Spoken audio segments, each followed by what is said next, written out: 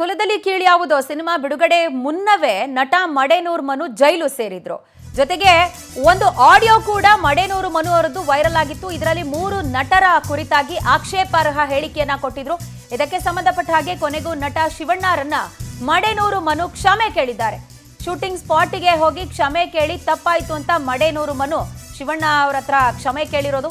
ಕೆಲ ತಿಂಗಳ ಹಿಂದೆ ಅಷ್ಟೇ ಶಿವಣ್ಣ, ದರ್ಶನ್ ಹಾಗೆ ಧ್ರುವ ಸರ್ಜಾ ಬಗ್ಗೆ ಕೆಟ್ಟ ಮಾತುಗಳನ್ನ ಮಡೇನೂರು ಮನು ಆಡಿದ್ರು. ಆ ವಿಡಿಯೋ ವೈರಲ್ ಆಗಿತ್ತು.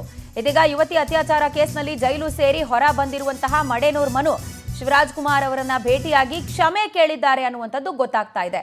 ಶೂಟಿಂಗ್ ಸೆಟ್ಗೆ ಹೋಗಿ ಅಲ್ಲಿ ಕ್ಷಮೆ ಕೇಳಿದ್ದಾರೆ ಅಂತ ಹೇಳಿ ತಿಳಿದು ಬರ್ತಾ ಇದೆ. ತಪ್ಪಾಯ್ತು ಅಂತ ನಿಮ್ಮ ಬಗ್ಗೆ ಕೆಟ್ಟದಾಗ ಮಾತಾಡ್ಬಿಟ್ಟಿದ್ದಾರೆ. ಫಿಲಮ್ ನಡ ಕುಲದಲ್ಲಿ ಕೀಳಿ ಯಾವುದು ಆಯ್ತಣ್ಣ, ನೀವೊಂದು ಕ್ಷಮೆ ಅವ್ರಿಗೆ ಕಾಲು ಹಿಡ್ಕೋಬೇಕು. ನೀವೊಂದು ಯಾರೇ ಬೈದ್ರು ಹೊಗಳಿದ್ರು ಇಲ್ಲಣ್ಣ, ನೀವು ದೇವ್ರಣ್ಣ, ನೀವು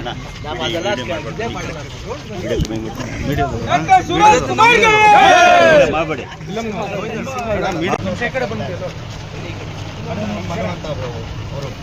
ತಪ್ಪಾಯ್ತು. ಶಿವರಾಜ್ ಕುಮಾರ್ ಅಪ್ಪಾಜಿ ಅವರ ಹತ್ರ ಬಂದಿದ್ದೇವೆ.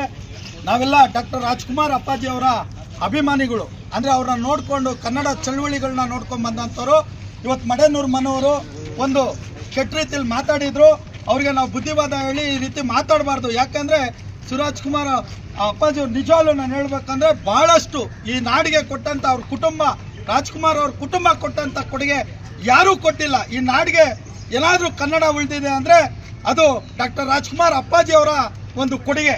ಅದೇ ರೀತಿ ಏನೋ ತಪ್ಪ ಕುಲದಲ್ಲಿ ಕೇಳ್ಯಾವುದೋ ಸಿನಿಮಾ ರಿಲೀಸ್ ಮಾಡಬೇಕು ಅನ್ಕೊಂಡಿದ್ದೀವಣ್ಣ. ನೀವು ಖಂಡಿತ ಹೂ ಅಂದರೆ ಮತ್ತೆ ನಿರ್ಮಾಪಕರು ಮಾಡಿ ಒಳ್ಳೆ ಟೈಟಲ್ ಚೆನ್ನಾಗಿ ಮಾಡಿ ಮತ್ತೆ ಮುತ್ತರ ಆಗಲಿ. ಯಾವುದ್ರಲ್ಲೂ ಇದಿಲ್ಲ, ಕುಲದಲ್ಲಿ ಯಾರು ಕೀಳಲ್ಲ ಬೇರಲ್ಲ, ಎಲ್ಲರೂ ಮತ್ತೆ ರಿಲೀಸ್ ಮಾಡೋಣ. ಮತ್ತೆ ಕುಲದಲ್ಲಿ ಕೇಳ್ಯಾವುದೋ ಸಿನಿಮಾ ರಿಲೀಸ್ ಮಾಡಬೇಕು ಅನ್ಕೊಂಡಿದ್ದೀವಣ್ಣ. ನೀವು ಖಂಡಿತ ಹೂ ಅಂದರೆ ಮತ್ತೆ ನಿರ್ಮಾಪಕರು ಮಾಡಿ ಒಳ್ಳೆ ಟೈಟಲ್ ಚೆನ್ನಾಗಿ ಮಾಡಿ ಮತ್ತೆ ಮುತ್ತರ ಆಗಲಿ. ಯಾವುದ್ರಲ್ಲೂ ಇದಿಲ್ಲ, ಕುಲದಲ್ಲಿ ಯಾರು ಕೀಳಲ್ಲ ಬೇರಲ್ಲ, ಎಲ್ಲರೂ ಮತ್ತೆ ರಿಲೀಸ್ ಮಾಡೋಣ. ಮತ್ತೆ ಕುಲದಲ್ಲಿ ಕೇಳ್ಯಾವುದೋ ಸಿನಿಮಾ ರಿಲೀಸ್ ಮಾಡಬೇಕು.